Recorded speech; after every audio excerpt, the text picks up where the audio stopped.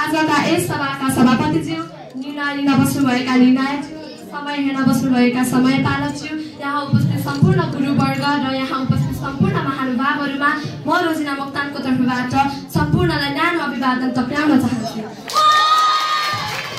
आज यस वक्तृत्व कलामा मैले यस भाग लिन पाउँदा मलाई धेरै गर्व महसुस भएको छ र आज यस वक्तृत्व कलाको शीर्षक रहेको छ युवा र देशभक्ति।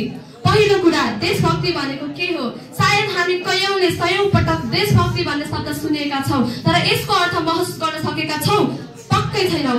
देशभक्ति भनेको देशको माटो, संस्कृति, भाषा र जनताप्रतिको माया हो। देशभक्ति भनेको देशका लागि सोच्ने, काम गर्ने र आवश्यक परे आफ्नो व्यक्तिगत स्वार्थ त्याग गर्ने भावना हो। साँचो देशभक्ति त्यो हो जसले आफ्नो देशको उन्नति प्रगतिमा जे सक्छ त्यो गर्छ।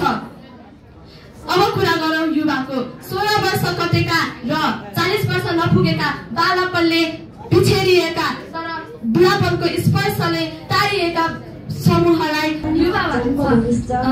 देशको मेरुदण्ड भनेकै युवा पुस्ता हो। युवा बिना देश चल्दैन। युवाहरू ऊर्जावान, साहसी र सृजनशील हुन्छन्। युवाहरूमा केही गर्ने अठुर आँट हुन्छ। युवा चाहे भने युवाहरूले जे पनि गर्न सक्छन्। हामीले इतिहास हेर्दा देख्न सक्छौं हरेक ठूलो क्रान्ति र आन्दोलनमा युवाको महत्त्वपूर्ण भूमिका रहेको हुन्छ। चाहे त्यो लोकतान्त्रिक आन्दोलनमा होस्, गणतन्त्र स्थापना होस् वा समाज सुधारका अभियान, युवाहरूको भूमिका सधैँ अग्रस्थमा रह्यो। अब आजकलको वास्तविकता के छ त?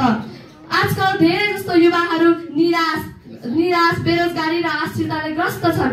उनीहरू धेरै युवाहरू विदेश जाने तर्फमा लागेका छन्। विदेश जानु गलत होइन, तर त्यहाँको प्रविधि अपनाउनु पनि गलत होइन, तर त्यहाँ गएपछि आफ्नो देशप्रतिको माया हराउनु त्यो गलत हो। हामीले यही सम्झनुपर्छ, देश प्रेम केवल भावना होइन, देश प्रेम हाम्रो जिम्मेवारी पनि हो। युद्ध लड्नु मात्रै असल देशभक्त होइन। हामीले इमानदारीपूर्वक कर्तव्य अपनाउनु। जो शिक्षकले आफ्नो विद्यार्थीलाई राम्ररी पढाउँछ ऊ देशभक्त हो। जो किसानले आफ्नो खेतमा मेहनत गर्छ ऊ देशभक्त हो। जो विद्यार्थीले राम्रो पढेर असल बनेर आफ्नो देशलाई उचाल्ने प्रयास गर्छ ऊ देशभक्त हो। देशका लागि ससाना कुरा इमानका साथ पूरा गर्नु त्यो देशभक्त हो। अब युवाहरूले के गर्न सक्छन् त? युवाहरूले चाहे भने देश नै परिवर्तन गर्न सक्छन्। अस्ति भदौ 23 गते भएको आन्दोलनमा युवाहरूले राजनीतिमा धेरै नै परिवर्तन ल्याएका थिए। उनीहरू आफ्नो देश बचाउनको लागि, देशलाई भ्रष्टाचारबाट मुक्त गर्नको लागि उनीहरू शहीद भएर आफ्नो योगदान दिएका थिए।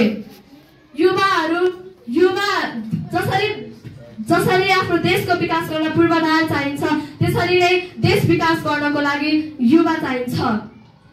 हामी छौं र त देश छ र त हामी छ। म अन्त्यमा के भन्न चाहन्छु भने देश प्रेम केवल भावना मात्र होइन, कुरा गरेर मात्र होइन, त्यसलाई पूरा गरेर देखाउनु पर्छ।